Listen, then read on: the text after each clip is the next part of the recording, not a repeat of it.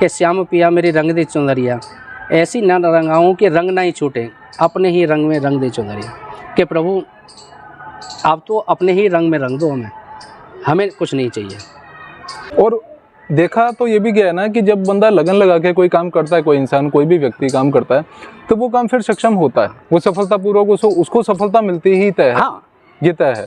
आदमी ये ना सोचे कि कोई भी जैसे माता जी का काम है या नौकरी पेशे का कोई काम है कि उसमें हम बैठे तो यहाँ पे हैं और मन हमारा है कहीं और जा रहे हैं। बिल्कुल। कैसे नवरात्रियों में पूजा कर सकते हैं? पूजा विधि में ये है कि जब हम प्रथम दिन माता जी को विराजमान करेंगे, जय श्री राम। जैसे कि आपको पता है कि हम लगातार आपको कहते आ रहे हैं कि हनुमान जी इस कलयुग में साक्षात देवता हैं, और इस कलयुग में ऐसा कोई भी कार्य नहीं है कि जो हनुमान जी नहीं कर सकते। हनुमान जी इस कलयुग में जो है सुप्रीम पावर है, ऐसा कोई कार्य नहीं है, क्योंकि वो अतुलित बल धामम है, अतुलित बल धामम है। इसीलिए हनुमान जी का ऐसा कोई भी बड़े से बड़ा कार्य होगा, हनुमान जी पल भर में कर देते हैं। जैसे कि हम आपको लगातार इस खास अवसर पर, जो कि हमारे नवरात्रि, माँ दुर्गा के नवरात्रि चालू हो रहे हैं, माता रानी के जो नवरात्रे होते हैं, चैत्र नवरात्रे चालू हो रहे हैं, और ये हैं 9 तारीख से, यानी कि कल से आज जो हम शूट कर रहे हैं एक दिन पहले 8 तारीख को कर रहे हैं, और 9 तारीख से चैत्र नवरात्रे चालू हो रहे हैं।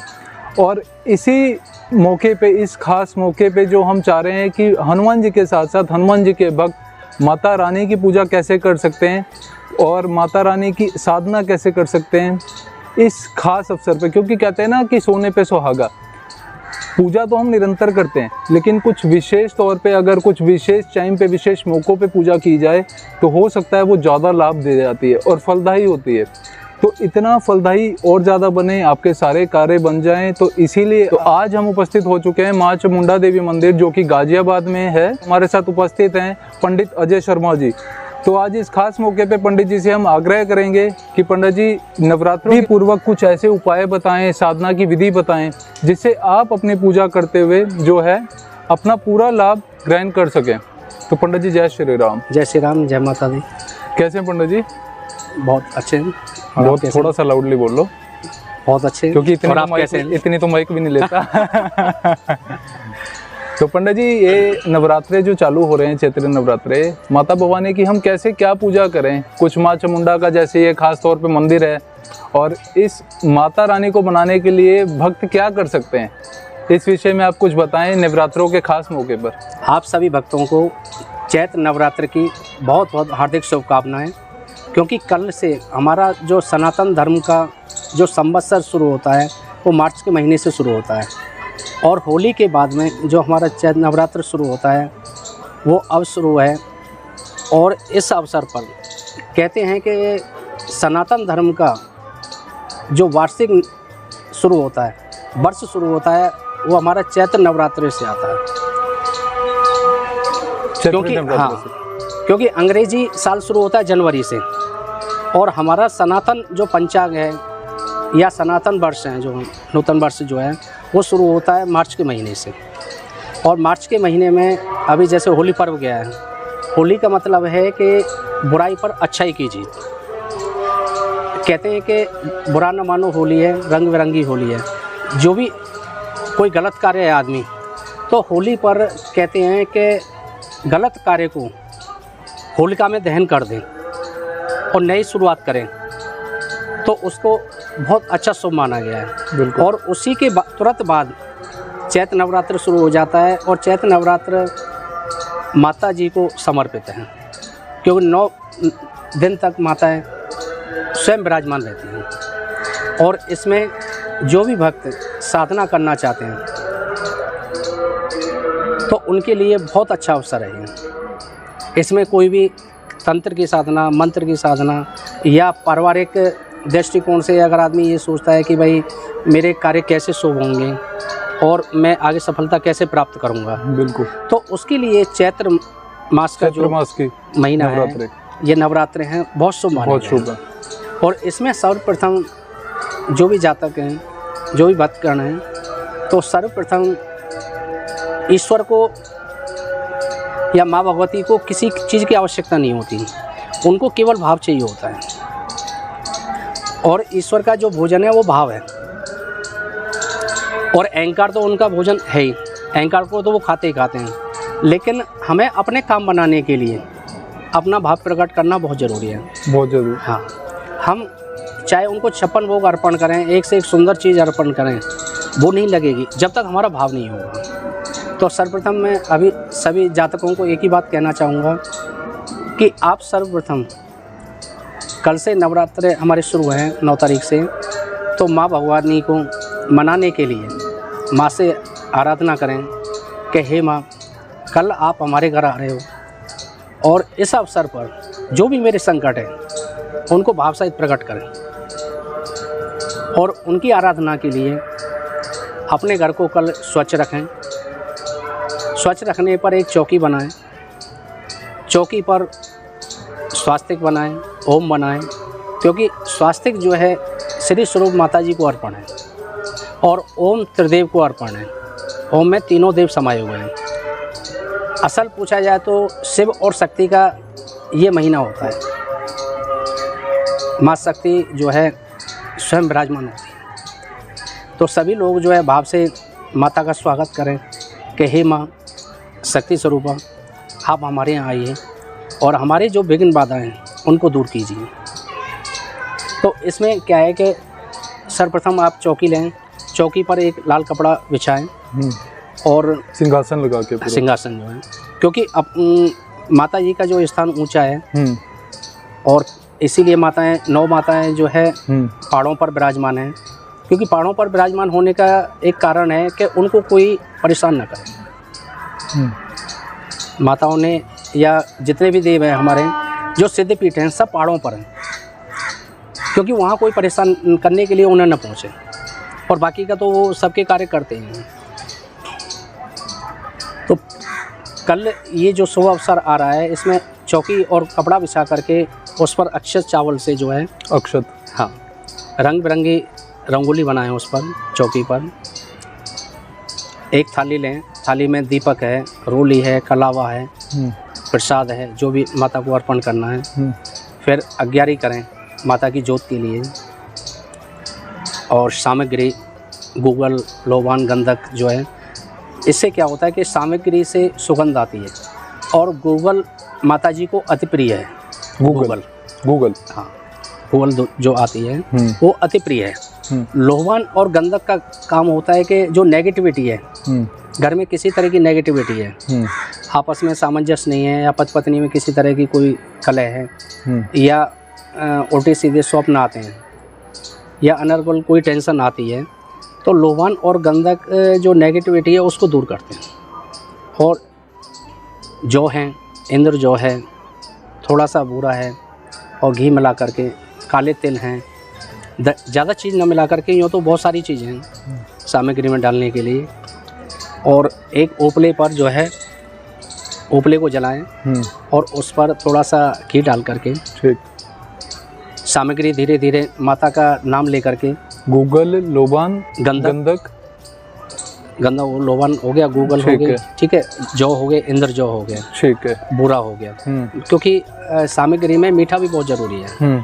इन चीज़ों को सभी मिला करके थोड़ा सा घी डालें सामग्री में, ठीक, और उसको जो है फिर अग्यारी करके, ठीक, थोड़ा सा अग्यारी पे घी डालें और घी डाल करके एक दीपक रखें वहीं पास में, ठीक, जो दीपक 5 बतासे जरूर चढ़ाएं।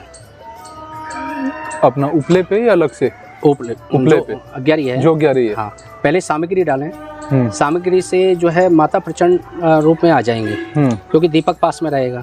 थोड़ा कपूर का इस्तेमाल करें, ठीक, और कपूर का इस्तेमाल करने के बाद में जब प्रचंड बेग पे आ जाएं वो अपने पे, तो उसके बाद 2 लौंग लगा करके प्रत्येक बतासे में, हाँ, और माँ को भाव से अर्पण करें कि माँ 5 बतासे, 5 बतासे, 2-2 लौंग लगाने, 2-2 लौंग लगा के, और 5 नहीं कर सकते हैं तो जोड़ा जरूर चढ़ाएं। एक जोड़ा जो है, एक बतासे में 2 लौंग लगा के 2 बतासे जरूर चढ़ाएं, ठीक, भोग के स्वरूप में माता जी को। और उसके बाद में चौकी पर एक लोटा जल का भर के रखें और उस नारियल रखें चुन्नी लगा करके, नारियल को चुन्नी रख करके उसको कलावे से बांधें। और ये 9 दिन तक नारियल रखा रहने दें, ठीक है। लोटे को एज इट इज रखा रहने दें। और कर सकते हैं, और नीचे अक्षत, नीचे अक्षत, ठीक, नीचे अक्षत रख करके, अक्षत रख के फिर लोटा नारियल। हाँ, और माता जी को भाव से जो है माला अर्पण करें, कुमकुम से टीका लगाएं। और जो स्त्री जो है सौभाग्यवती हैं, वो अपने सुहाग की रक्षा के लिए अपने तो टीका लगाएं, लेकिन अपनी मांग पर जरूर उस कुमकुम को लगाएं।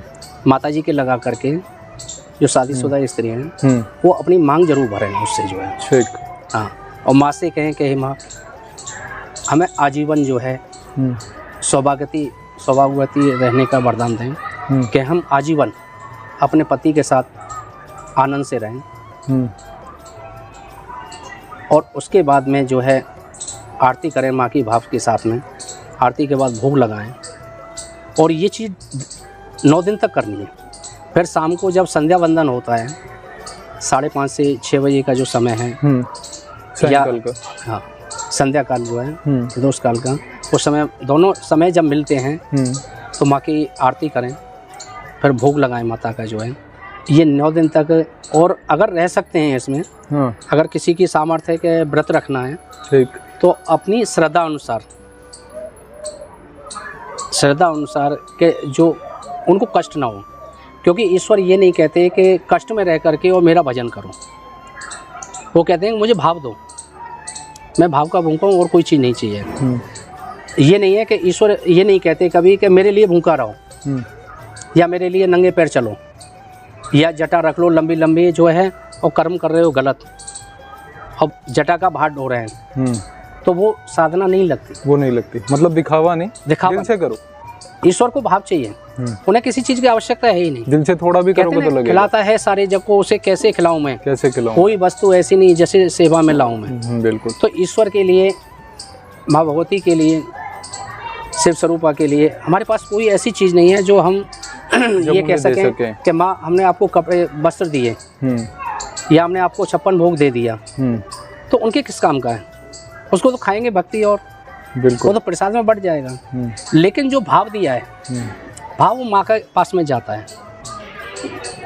या किसी भोलेनाथ की आराधना कर रहे हैं, हनुमान जी की आराधना कर रहे हैं, या अन्य किसी राम जी की आराधना कर रहे हैं, बांके बिहारी की आराधना कर रहे हैं, किसी भी ईश्वर की आराधना कर रहे हैं, तो उनको अगर हमने भाव नहीं दिया तो जो आडंबर हमने रचा है वो सब बेकार है। वो सब बेकार है, जो हमने किया सब बेकार। जो हमने खर्चा किया है वो सब बेकार है, उसका कोई भी फल नहीं मिलेगा। अच्छा पंडित जी, ये जो अभी आपने बताया कि गूगल लुबान और ये सब मिला के अपना उपले पे करना है, तो वो पूजा विधि के बाद में करना है? 9 दिन करना है? 9 दिन करना है पूजा विधि अपना पूजा। हाँ, इसमें क्या है कि एक चीज़ और आती है कि बहुत से भक्तों के यहाँ पर अष्टमी पूजती है। हाँ जी, अष्टमी पूजती है जी। तो वो अष्टमी को कन्या भोजन कराते हैं, उसके बाद उनको 9वें दिन नहीं करना है। अच्छा, केवल अष्टमी तक ही करना है। और बहुत से जातकों के जो है भक्तों के यहाँ पर 9वीं पूजती है, तो उनको पूरा करना है, ठीक, 9 दिन तक। और अगर कोई भी भक्त या कोई भी जातक जो है व्रत रखना चाहते हैं, तो अपनी शक्ति अनुसार, अपनी शक्ति सामर्थ्य अनुसार वो व्रत रख सकते हैं। अगर वो व्यक्ति सक्षम हो तो रखे, अदरवाइज ना भी रखे। बहुत से जो है इसमें 2 लौंग से व्रत रखते हैं, 24 घंटे में केवल 2 लौंग लेते हैं जी, क्योंकि देने वाली तो वो है। हमने भाव प्रकट कर दिया, एक संकल्प कर लिया कि माँ तेरे चरणों में एक अरदास है कि हम 9 दिन तक ये कार्य करेंगे।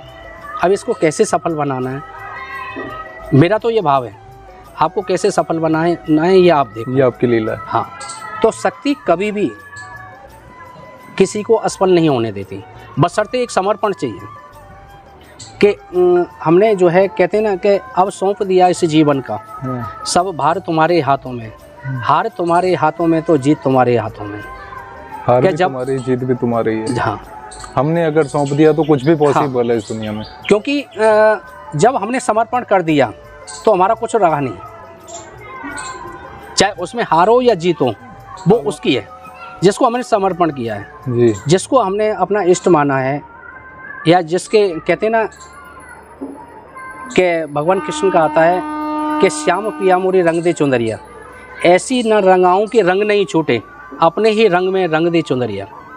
तो चुनरिया का जो मतलब है ना, वो हमारे जीवन से है कि श्याम प्रभु मेरे जीवन को ऐसा रंग दो कि ये रंग आपका कभी ना छूटे। मुझे ऐसा रंग नहीं चाहिए जो छूट जाए, ऐसा रंग दो कि कभी छूटे ही नहीं, कभी छूटे ही नहीं। अपने ही रंग हाँ, में रंग दो। क्योंकि हम जिसको प्रेम करते हैं या हम जिसको इष्ट मानते हैं, प्रभु को या माता जी को, तो पिया का मतलब है वहाँ सब कुछ समर्पण कर दिया। बिल्कुल। पिया जो शब्द है, बहुत से कहते हैं कि भाई पत्नी पति को पिया कहती है, लेकिन वहाँ जो हमने जब समर्पण कर दिया, हम उनके अधीन हो गए। अब ये जीवन हमारा नहीं रहा, उनका हो गया। तो जैसे वो चलाएंगे वैसे चलेगा, वैसे चलेगा। तो इसीलिए कवि ने जो कहा है ना कि श्याम पिया मेरी रंग दे चुनरिया, ऐसी न रंगाऊं कि रंग ना ही छूटे, अपने ही रंग में रंग दे चुनरिया। कि प्रभु आप तो अपने ही रंग में रंग दो, हमें कुछ नहीं चाहिए। और ईश्वर का एक ऐसा रंग है कि जो एक बार रंग गया वो कभी छूटता ही नहीं, वो छूटता ही नहीं। सारे रंग फीके पड़ जाएंगे, लेकिन वो रंग ऐसा है कि जैसे जैसे आगे बढ़ेगा वो असर अपना और छोड़ता हुआ चला जाएगा। पंडित जी एक भजन याद आ रहा है, कौन सा? लगन तुमसे लगा बैठे, जो भी होगा देखा जाएगा। आपने ऐसा रंग दिया है कि अब जो है लगन ही लगनी पड़ेगी। हाँ, बात वही है, कहते हैं ना लगन तुमसे लगा बैठे, जो होगा देखा जाएगा। तुम्हें अपना बना बैठे, जो होगा देखा जाएगा। कि प्रभु जब तुमसे लगन लगाई है, अब चाहे लगन किसी भी चीज़ की हो, आदमी एक बार ये ठान ले कि भाई अभी हमारे मंदिर में मन में ये संकल्प हुआ कि मंदिर जाना है, तो ये लगन ही तो है कि माँ से मिलना है, या कहीं कोई कार्य करने के लिए जाना है, तो एक लगन ही तो है। हम नौकरी करने के लिए जाते हैं तो एक लगन तो है कि भाई हमें नौकरी में जाना है। और देखा तो ये भी गया है ना कि जब बंदा लगन लगा के कोई काम करता है, कोई इंसान कोई भी व्यक्ति काम करता है, तो वो काम फिर सक्षम होता है, वो सफलतापूर्वक उसको सफलता मिलती ही तय है। हाँ, ये तय है। आदमी ये ना सोचे कि कोई भी जैसे माता जी का काम है या नौकरी पेशे का कोई काम है कि उसमें हम बैठे तो यहाँ पे हैं और मन हमारा है कहीं और जा रहे हैं। बिल्कुल। लेकिन जहाँ हम बैठे हैं, जिस काम के लिए बैठे हैं, समर्पण पूरा और लगन, श्रद्धा हमारी वहाँ पर होनी चाहिए, तो वो काम को बना देगी। हाँ, वो बना देगी। अगर वहाँ लगन नहीं है, किसी भी काम को कर लीजिए, जिसमें लगन नहीं वो काम होगा ही नहीं। पंडित जी इसमें आप मुझे ये बताएं कि पूजा की जो विधि है, ये जो अभी हमने ये जो सामान भी बताया, तो पूजा विधि का प्रॉपर एक बार तरीका थोड़ा सा और बता दें रिपीट करा के, कि कैसे नवरात्रियों में पूजा कर सकते हैं। पूजा विधि में ये है कि जब हम प्रथम दिन माता जी को विराजमान करेंगे, स्थापित करेंगे, तो सबसे पहले बहुत से जो है, जहाँ तक अपने घर पे अगर चाहें तो माता जी के आगे या साइड में पीली मिट्टी डालें और पीली मिट्टी से उस पर जौ बो दें और डेली उनको सींचें। जो चैत मास जो शुरू होता है हमारा, अन्न का भंडार रहता है। अभी बैसाख में जो है अन्न घर में आ जाता है। हाँ। बैसाखी पर्व जो मनता है, आ रही 13 अप्रैल की, ठीक है ना। तो वो पर्व इसीलिए मनाया जाता है कि हमें पेट भरने के लिए भोजन की आवश्यकता होती है। तो अब ये चैत मास के बाद में जो है भोजन की आवश्यकता होती है। माँ अन्नपूर्णा जो है हमें ये सारा कुछ देती है। तो हम लोगों को जो है माँ को अर्पण करने के लिए ये जौ बोए पीली मिट्टी में, उनको डेली सींचें। और बाकी जैसे मैंने विधि बताई थी अभी कि हमें एक चौकी लेकर के उस पर लाल कपड़ा बिछाएं, अक्षर से स्वास्थ्य ओम बनाए वहाँ पर, और एक लोटे की जगह बनाए हम, जो कलश रखना होता है, कलश को वहाँ स्थापित करें और कलश पर नारियल रखें, चुन्नी लगा करके माता जी का, और उससे कलावे से लपेट दें, वो रखें। उसके साथ में जो है एक दीपक जोत के लिए रखें, प्रसाद के लिए एक कटोरी में प्रसाद रखें, और अपनी श्रद्धा में पंचमेवा हो गया, पंचमेवा है, फल हैं, श्रद्धा अनुसार जो भी, श्रद्धा अनुसार। मैं ये नहीं कहता कि भाई आपकी श्रद्धा अगर 2 फल की है तो 2 फल रखें, आपकी श्रद्धा 5 फल की है 5 रखें, 1 दर्जन की है कि आपको 1 दर्जन केले वहाँ पे रखने हैं। वो माँ स्वयं नहीं खा रही, वो उसको भाव है कि मैंने माँ को ये अर्पण किया। फिर शाम को आप फलार करें, बिल्कुल एक टाइम अपना भोजन करें और ज़्यादा न कर सकें। अग्यारी का जैसे मैंने बताया था कि एक या तो प्लेट में करें या छोटा सा हवन कुंड लेकर के अग्यारी करें।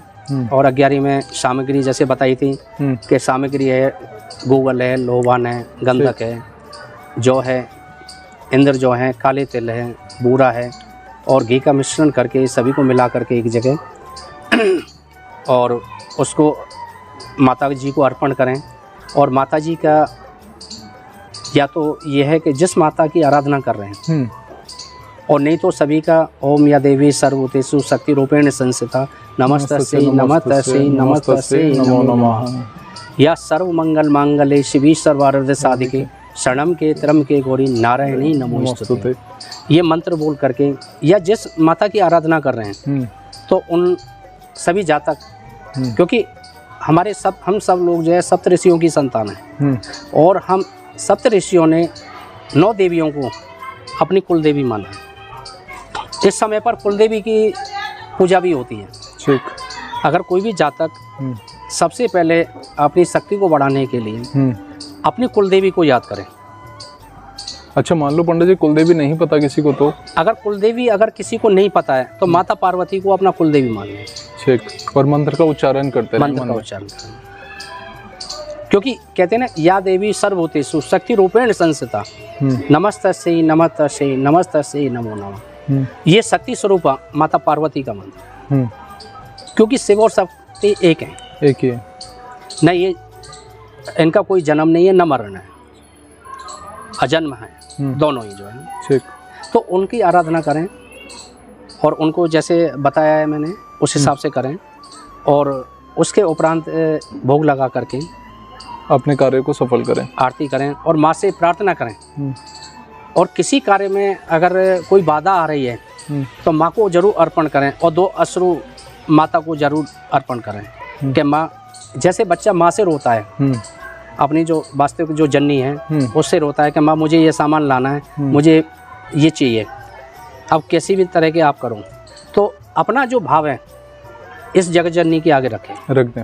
हाँ, क्योंकि ये समय जो है कल से शुरुआत हो रही है, जो ये समय इस चीज़ के लिए बहुत अच्छा है। बिल्कुल। हाँ, क्योंकि माता जो है 9 दिनों तक विराजमान रहती है, हमारे यहाँ विराजमान रहती है। किसी भी मंदिर में चले, आप ये मत सोचिए कि भाई मैं बड़े मंदिर में जाऊंगा तो जब ही मेरी पूजा स्वीकार होगी, ऐसा कुछ नहीं।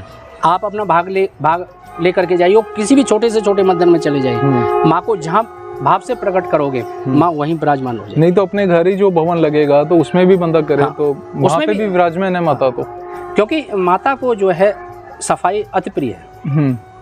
माँ लक्ष्मी का जो वास है वो साफ सफाई में है। साफ सफाई अपने घर को पहले स्वच्छ करें आज जो है, और कल सुबह ब्रह्म मुहूर्त में, हो सके तो ब्रह्म मुहूर्त में, जो हमारा ब्रह्म मुहूर्त 6 साढ़े 6 बजे तक रहता है, 3:30 बजे से हमारा ब्रह्म मुहूर्त शुरू होता है, क्योंकि उस समय हमारे सभी देवगण और ऋषिगण 3:30 बजे जग जाते हैं। ठीक। और 4 बजे तक वो गंगा में अपना स्नान कर लेते हैं। ये देवता और ऋषियों के लिए जो ब्रह्म मुहूर्त है वो 3:30 से 4 बजे तक का है। फिर गृहस्थ के लिए जो है 4 बजे से 6 बजे तक, 7 बजे तक लास्ट रहता है।